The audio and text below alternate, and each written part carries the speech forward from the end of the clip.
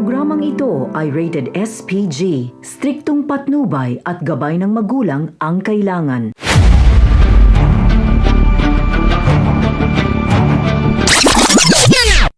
Mga dapat nating abangan sa FPJ's Batang Quiapo. Wala nang nagawa pa si Tanggol kundi sundin ang pinag-uutos ni Chief Espinas bilang hitman nito dahil naisip niya rin na ito na ang pagkakataon upang makita niyang muli si Mokang at mabisita ang kanyang pamilya sa Quiapo. Matagumpay nga ang naging unang misyon ni Tanggol kasama si Bubbles at dahil dito ay mas lalong napabilib si Chief Espinas sa binata.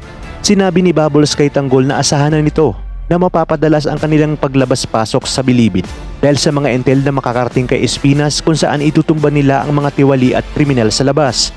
Hindi sasabihin ni Bubbles ang tunay na kalakaran na nangyayari kung saan binabayaran si Espinas ng mga kliyente upang itumba ang mga nais nilang ipatumba. Dahil alam ni Bubbles na paniguradong hindi papayag nga itong si Tanggol.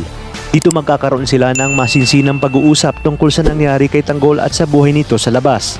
Mas lalo namang hanga itong si Bubbles kay Tanggol dahil sa tapang at takas ng loob nito dahil handa nga nitong gawin ang lahat para sa taong mahal niya, kagaya na lamang ni Mokang at ang ginawang pagtatanggol ni Tanggol sa kanyang mga kaibigan sa nangyaring riot.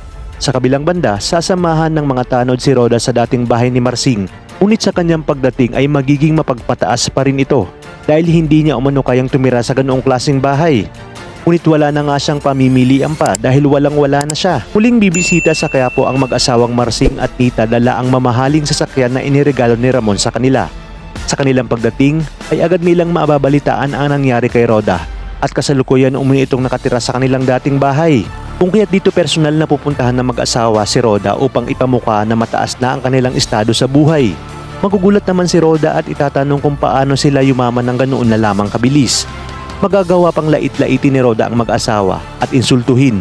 Kaya dito di na nakapagtimpi ang mag-asawa at tuluyan ang binawi kay Roda ang kanilang lumang bahay. Dagdag pa ni Marsing na kayang-kaya niyang bayarang kahit magkano ang bahay na isinangla kay Roda. Kaya naman hindi magtatagal ay mauuwi na lamang si Roda sa pagiging pulubi at manglilimos sa Quiapo. Talaga nga namang mapagbiro ang tadhana dahil talagang walang permanente sa mundo. Kaya naman mga kapamilya, pakatutukan natin ang mas kapanapanabik na mga tagpo dito lang sa pambansang teleserye ng Sambayanan, ang FPJ's Batang Quiapo.